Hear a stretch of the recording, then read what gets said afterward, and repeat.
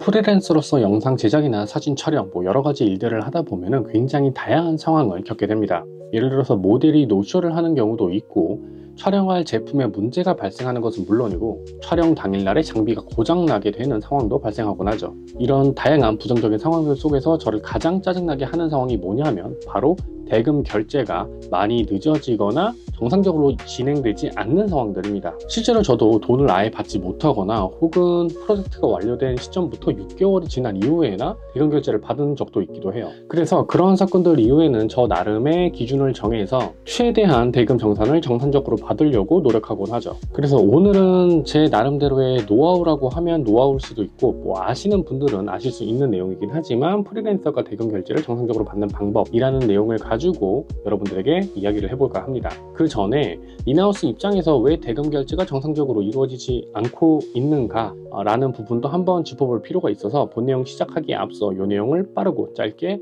소개하고 넘어가도록 할게요. 자, 보통 대금 결제가 밀리거나 이루어지지 않는 경우들은, 그러니까 클라이언트사의 재정 상황이 좋지 않은 경우에 이런 문제들이 발생하곤 합니다. 심지어 저는 촬영까지 다 마치고 편집을 하는 과정에서 담당자가 회사가 망해가지고 대금 결제가 어려울 것 같다 라고 이야기를 들은 적도 있어요. 그래서 중간에 이 프로젝트가 이제 취소가 됐죠. 자, 그 다음으로는 클라이언트 측에서 내가 만든 제작물이 정말 마음에 안 들거나 방향과 많이 틀어졌을 경우에 뭔가 돈을 주기 싫어가지고 대금 결제가 밀리는 상황도 발생할 수가 있습니다. 그리고 이게 많이 좀 지연되는 상황도 있는데, 이 경우에는 보통 이제 회사별로 대금 결제일이 지정이 되어 있는 경우들이 있는데, 이 기간에 깜빡하고 담당자가 품위서를 좀 늦게 올린다거나 누락을 시킨다거나 하는 이유에서 결제가 지연되는 상황들도 발생을 하죠. 그래서 이러한 상황들을 조금 알게 된다면은 최대한 손해를 좀 덜 입는다거나 대금 결제를 좀 빠르게 정산받을 수 있는 방법들, 제 나름의 노하우를 조금 여러분들에게 지금부터 알려드릴까 합니다. 먼저 첫 번째로는 워터마크를 삽입하는 겁니다. 이 워터마크는 이렇게 삽입을 하면 되겠죠. 자, 이렇게 완성된 영상은 보여주되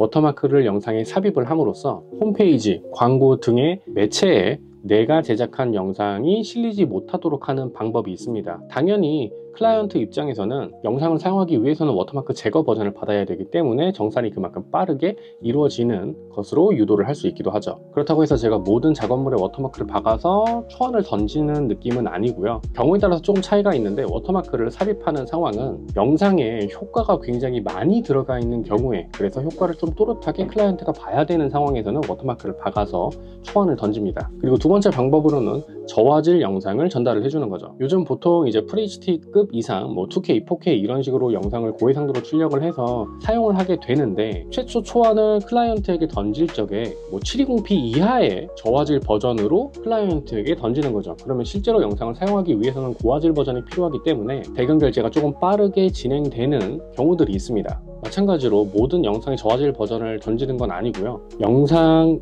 스토리라던가 메시지 이런 것들이 중요한 영상, 효과가 조금 적은 영상에는 저화질 버전을 보내더라도 클라이언트가 그 내용이라든가 맥락, 메시지를 이해할 수가 있기 때문에 이런 경우에 한해서만 제가 저화질 버전으로 제작을 해서 초안을 던집니다. 그리고 가장 중요한 부분이죠. 바로 계약서에 모든 내용들을 명시를 해서 대금 결제를 정상적으로 진행을 받는 겁니다. 보통 이제 아는 지인이라던가 좀 관계가 돈독해진 이후에는 계약서를 작성하지 않고 작은 계약건에 한해서는 계약서를 생략하고 프로젝트가 진행되는 경우도 있는데, 저는 그 어떠한 경우에도 웬만하면 계약서는 작성을 합니다. 왜냐하면 비즈니스는 비즈니스로 접근을 해야 되니까요. 그리고 이 계약서는 이제 좀 찾아보시면 표준 계약서라고 하는 것들을 찾아볼 수가 있는데, 그 표준 계약서 내용을 바탕으로 해서 클라이언트 사와 조율을 한 이후에 완성본을 가지고 계약을 진행하면 되고요. 그리고 이 계약을 진행할 당시에 무조건 되는 건 아니지만 선급금 50%, 완급금 50% 이런 식으로 퍼센테이지를 나눠가지고 제작비를 분할해서 받는 것을 추천을 드립니다. 그 이유는 제가 처음에 말씀드렸죠. 이제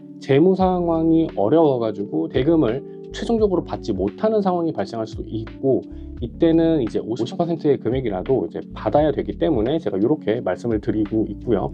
그리고 두 번째 이유로는 촬영이 진행되는 과정에서 모델 섭외, 장소 섭외, 장비 렌탈 등 부가적인 비용이 발생할 수가 있기 때문에 이 비용까지 촬영자가 전부 다 부담하기에는 좀 리스크가 크다라고 클라이언트 측에 이야기를 하고, 선급금 50%를 받아서 그 비용으로 이제 앞서 말씀드린 렌탈이라던가 섭외 비용 이런 것들을 정리를 하게 되면 훨씬 더 내 금전적으로도 경제적으로도 좀 더 유리한 부분이 있기 때문에 50대 50으로 나눠서 받는 방법을 추천을 드립니다. 사실 제가 이렇게 말씀을 드려도 맘먹고 작정하고 돈 떼먹고 도망가는 사기꾼들을 100% 완벽하게 차단하기는 어렵습니다. 이거를 차단을 하기 위해서는 당연히 100%로 성급을 받고 프로젝트를 진행하는 것이 좋긴 하지만, 사실은 이렇게 하는 게 업계 관례상 약간 좀 오바인 경우들이 있을 수가 있거든요. 사실 그렇게 해주는 클라이언트 사들도 없기도 하고요. 그래서 최대한 50대 50으로 나눠 가지면서 리스크를 좀 분산을 하고, 앞서 말씀드린 워터마크라던가 저화질 버전의 초안만 상대방에게 전달을 해줌으로써